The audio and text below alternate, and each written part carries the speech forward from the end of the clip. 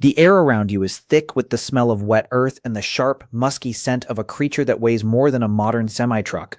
It's cold, so cold the moisture from your breath freezes instantly on your upper lip, but your palms are damp with sweat. You can feel the vibration in the soles of your feet, a low-frequency rhythmic thumping that tells you the mountain of muscle and fur is moving closer. Your heart isn't just beating, it's hammering against your ribs like a trapped bird. You're holding a piece of sharpened wood, and you're looking up at something that could crush your entire life out of existence just by shifting its weight. How did we, the softest and slowest primates on the savannah, ever look at a beast like that and decide it was dinner? What was going through the mind of a person who stood in front of a 6-ton mammoth with nothing but a rock on a stick? And if our ancestors were as primitive as we've been told, how did they solve the complex physics problems required to bring down a giant without getting themselves wiped out in the process? To answer that, we have to look at the first big question.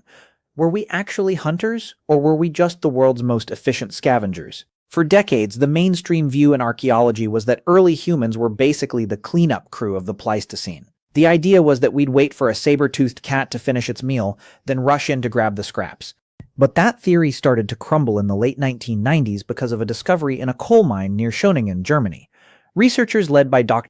Hartmut team uncovered something that shouldn't have existed: 9 perfectly preserved wooden spears, dated to about 300,000 years ago. These weren't just sticks, they were engineered. They were crafted from the heartwood of slow-growing spruce trees, with the center of gravity placed exactly 1/3 of the way down the shaft, the same design used for modern Olympic javelins. Scattered around them were the remains of at least 50 prehistoric horses, all showing signs of systematic butchery. If we were just scavengers, why would we spend weeks carving aerodynamically perfect weapons? Why would there be 50 horses in one spot? And more importantly, if we had the technology to kill a horse from a distance 300,000 years ago, what else were we capable of? But if these spears were so advanced, why does the evidence for giant mammoth hunts often look so chaotic and messy? You'd think an engineered weapon would lead to a clean surgical kill, but the reality was much more brutal. To understand the how, we have to look at the chemistry of the bones themselves. Scientists use something called stable isotope analysis, specifically looking at nitrogen-15 levels to figure out exactly where a creature sat on the food chain. When they ran these tests on Neanderthal remains from across Europe, the results were shocking. Their nitrogen levels weren't just high. They were higher than the top predators of the time, like cave lions and hyenas. This means that for tens of thousands of years, humans weren't just eating meat. They were specialists in hunting the biggest, most calorie-dense animals on the planet. But this raises a new problem. How do you get a wooden spear through hide that is 2 inches thick, followed by a layer of fat and muscle that acts like biological armor? The answer might lie in a tiny, easily overlooked detail found in 1977 on the Olympic Peninsula in Washington state. A man named Emmanuel Manis was digging a pond on his property when he hit the bones of an American mastodon. When Dr. Carl Gustafson from Washington State University examined the ribs, he found a piece of bone embedded deeply in the mastodon's flesh. It wasn't just a wound. It was a projectile point made from the bone of another mastodon. It had been sharpened and driven into the animal with enough force to penetrate the rib cage and stay there for 13,800 years. This discovery proved that humans weren't just using rocks, they were using the very remains of their prey to build better weapons. But even with a bone-tipped spear, you can't just walk up to a mastodon and poke it. So, how did they close the distance? Did they use stealth, or did they use something far more terrifying? You might think the obvious answer is to use a trap, dig a hole, wait for the animal to fall in, and finish it off safely. It sounds like a cartoon, but for a long time, archaeologists thought this was mostly a myth because digging a pit large enough to hold a mammoth would require moving tons of earth with nothing but deer antlers and wooden shovels. However, in 2019, that doubt was buried under 10 feet of soil in Toltepec, Mexico. Construction workers found what is now considered the first ever man-made mammoth trap. It consisted of 2 pits, each about 6 feet deep and 80 feet long, with vertical walls. Inside were the remains of 14 mammoths. This wasn't a natural trap. It was a massive, labor-intensive construction project. But wait, if these pits were only 6 feet deep, a mammoth could easily step out of them. So how did the trap actually work? And why did the hunters choose this specific spot, generation after generation, for over 500 years? The secret wasn't just the hole, it was the psychology of the animal. Modern elephants are incredibly intelligent and risk-averse. They won't just walk into a pit. To get them there, the hunters had to engage in a coordinated psychological assault. They used fire, noise, and flapping hides to create a wall of terror. By surrounding the herd on three sides, they could funnel the animals toward the one safe direction, the direction of the pits. But even then, a 6-foot pit isn't a death blow. It's a slowing mechanism. It breaks the animal's rhythm, making it stumble and exposing its soft underbelly. But if the goal was just to slow them down, why did we find so many bones with healed wounds? Doesn't that suggest that many of these hunts failed? And if a hunt fails, how does a small group of humans survive the retaliation of a wounded 9-ton bull mammoth? This brings us to a massive contradiction in our understanding of ancient hunting. We see these pits and these spears, and we imagine a quick battle. But what if the hunt wasn't a battle at all? What if it was a marathon? In the 1980s, researchers began looking closer at human physiology compared to megafauna. If you look at a mammoth, it is a masterpiece of cold weather survival. It has thick fur, a massive layer of blubber, and a small surface area to volume ratio to keep heat in.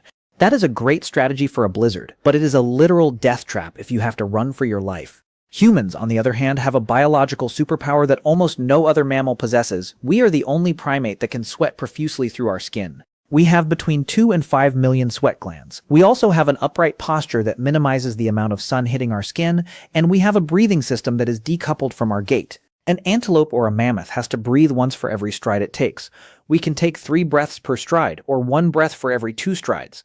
We can choose. So here is the question that changes how you look at our ancestors. What happens when you combine that endurance with the psychological wall we saw in the pits? You get something called persistence hunting. A group of humans wouldn't just attack, they would follow. They would keep the mammoth moving. Every time the animal tried to rest, a human would appear on the horizon, shouting or waving. The mammoth would have to stand up and move again.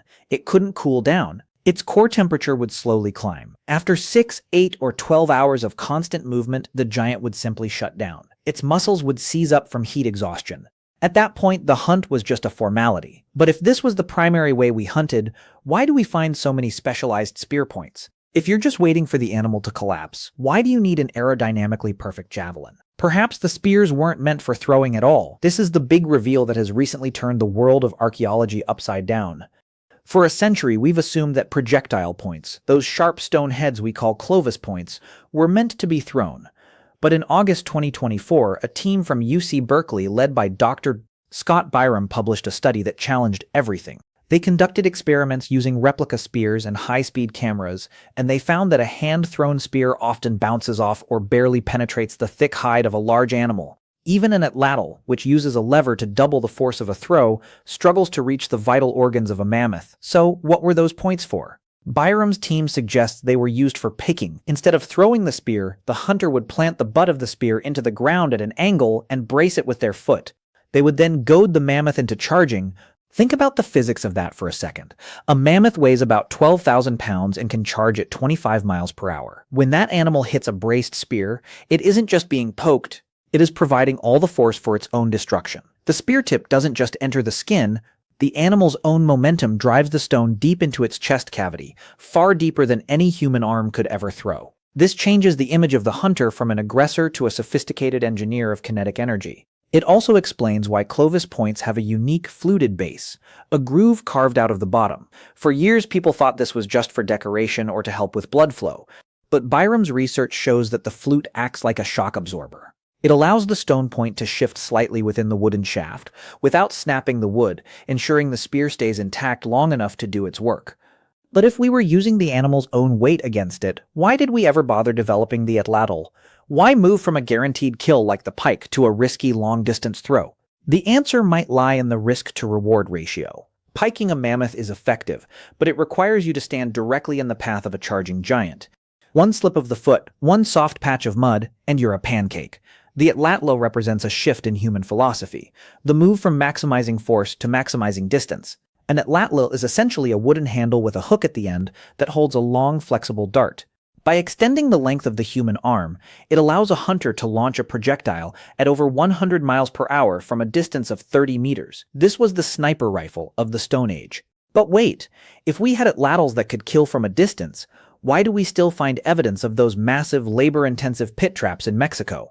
Why would a tribe spend months digging a hole if one guy with a stick could do the job from 30 yards away? This leads us to the most complex part of the puzzle, the cost of a meal. A mammoth represents an incredible amount of food, roughly 4,000 to 6,000 pounds of meat, not to mention the fat, the hide for shelter, and the bones for fuel and tools. But the caloric cost of getting that meat was staggering. A group of 10 hunters might spend weeks tracking, preparing, and executing a hunt. If they failed, they didn't just go home hungry. They faced a calorie deficit that could wipe out the entire tribe. This meant that they never relied on just one method. They were the ultimate all-of-the-above predators. They would use the terrain, the pits, the pikes, the endurance running, and the atlatls all in a single, multi-layered operation. But how did they coordinate all of that without a written language or modern maps? How did they ensure that the person standing at the edge of the pit knew exactly when the runners were pushing the herd toward them? We find the answer not in the bones, but on the walls. In a cave on the island of Sulawesi, Indonesia, there is a painting that is at least 44,000 years old. It depicts a group of figures, half human, half animal, surrounding a pig and a buffalo. But it isn't just a picture of a hunt that already happened. Some researchers believe these paintings served as tactical briefings. By mapping out the positions of the hunters relative to the prey on a cave wall, they were practicing the hunt in their minds before it ever took place. They were using abstract symbols to represent physical space and time. This is the birth of strategy. It tells us that the most important weapon in the ancient hunter's arsenal wasn't the spear or the pit. It was the ability to share a future vision with other people. But if we were so smart and so coordinated, why did the giant animals eventually disappear? Did we hunt them to extinction, or did we just outthink ourselves? This brings us to the overkill hypothesis, a theory proposed by Paul Martin in the 1960s. He noticed a pattern. Everywhere humans arrived, be it North America, Australia, or the Pacific Islands, the giant animals went extinct shortly after. In North America alone, we lost 35 genera of large mammals, including mammoths, giant ground sloths, and camels, all within a few thousand years of the first Clovis points appearing. But there's a problem with this theory. If we were so good at hunting that we wiped out an entire continent's worth of giants, why do we find so few kill sites in the archaeological record? Out of hundreds of known mammoth remains in North America, only about 15 show definitive evidence of human hunting. If we were the primary cause of their extinction, shouldn't the landscape be littered with spear points? This suggests a much more nuanced reality. It wasn't just that we were killing them, it was that we were competing with them. A mammoth needs a massive amount of territory to survive, hundreds of square miles of specific grassland. Humans, with our fire and our settlements and our ability to hunt the younger, smaller animals that the giants also relied on, were essentially crowding out the megafauna. We were changing the rules of the ecosystem. We didn't have to kill every single mammoth to make them go extinct. We just had to make their lives slightly more difficult during a period when the climate was already changing. But if the climate was the main driver, why did the mammoths survive previous warming periods for millions of years, only to vanish the moment humans showed up with stone tools? The truth is likely a perfect storm. The world was getting warmer, the glaciers were retreating, and the mammoth steppe, that vast grassland they called home, was turning into forest and tundra. Normally the giants would have adapted or moved, but for the first time in history, they weren't alone. They were being tracked by a predator that never got tired, a predator that could kill from a distance, and a predator that could use the animal's own charge against it. We were the X factor. We were the small weight that tipped the scales. But as the giants vanished, something strange happened to us. We didn't just move on to the next big animal. We started to change. Our tools got smaller, our social groups got larger. We went from being specialists in the giant to being generalists in the small. We traded the high-risk, high-reward life of the mammoth hunter for the steady, predictable life of the gatherer and the small game hunter. But does that mean the mammoth hunter inside us is dead? Or is it still there, buried under layers of modern comfort? Think about how you feel when you're solving a complex problem at work, or when you're coordinating a team to achieve a difficult goal. That feeling of flow, that intense focus on a future objective, is the exact same mental state our ancestors were in when they stood at the edge of a pit in Toltepec. We are the descendants of the people who didn't run away. We are the children of the strategists. But there is one final piece of evidence that reminds us just how close we were to the edge and how much we relied on that strategy to survive. In a museum in Germany, there is a single horse vertebrae from the Schöningen site. If you look closely at the bone, there is a hole in it. It's a clean circular puncture that matches the tip of one of those 300,000-year-old spears. But it's not just a hole. The bone around the edges of the wound shows signs of healing. This horse was hit by a spear, survived the initial impact, and lived for weeks, maybe even months, with that wooden shaft or a fragment of it still lodged in its spine. It tells a story of a hunt that went wrong, a throw that wasn't quite perfect, and a creature that suffered because of our ambition. It's a haunting reminder that our success as a species was built on a foundation of incredible violence and calculated risk. Now, stop and think about your own body for a second. Think about those sweat glands on your forehead and the spring-like tendons in your heels. Those aren't just random features. They are the leftovers of a 2 million-year-long war against the giants. We are biologically designed to be the monster that never stops coming. But as we look at the world we've built today, a world where we've conquered every environment and replaced the megafauna with machines, we have to ask ourselves a question. In our quest to outthink every problem and outlast every rival, have we lost the very thing that made us human in the first place? Have we become so good at the hunt that we've run out of things to chase? If you were standing in that cold, musky air 20,000 years ago, holding that piece of sharpened spruce, would you have felt like a master of the world or just a terrified primate trying to feed its family? What do you think was the most important factor in our survival? Was it the physical weapons we built or the stories we told each other in the caves to keep our courage up? Let me know what you think in the comments. I'm genuinely curious if you think we'd still have the nerve to stand in front of a mammoth today, or if we've become too soft for the world our ancestors created for us. If you enjoyed this deep dive into the physics and psychology of the Stone Age, consider subscribing for more looks into the how of history. We're going to be looking at how ancient humans navigated the open oceans next. And trust me, the physics of that are even crazier than the mammoth pits. Everything we are, every city we've built, every bridge we've crossed, started with a person deciding not to blink when the ground began to shake. We didn't survive because we were the strongest. We survived because we were the only ones who looked at a 6-ton mountain of fur and saw a puzzle that could be solved. And that circular hole in the horsebone, the one that healed over, it's the definitive proof. It shows us that we failed, we learned, and we came back. We've been piking our problems for 300,000 years, and we aren't stopping anytime soon. The giants are gone, but the hunters are still here. When you look back at that horse vertebrae, look at the way the new bone growth curled around the entry wound. It's a tiny, quiet detail, but it's haunting. It proves that the engineered spear wasn't just a theory. It was a weapon that actually found its mark, failed to kill, and yet marked that animal for the rest of its life. It's the signature of a predator that was learning how to play God. We aren't just another animal in the forest. We are the ones who figured out how to turn the world's weight against itself. And that's a thought that should keep you up at night next time you hear a vibration in the ground. Because once we start following something, we never ever stop. That is the proof written in our bones. And it's the legacy we carry into every new frontier we face. The hunt never ended, it just changed its shape. And as you sit there in the safety of the modern world, remember that you are the result of 1,000 hunts that went right and one very specific, very persistent kind of mind that refused to be outmatched.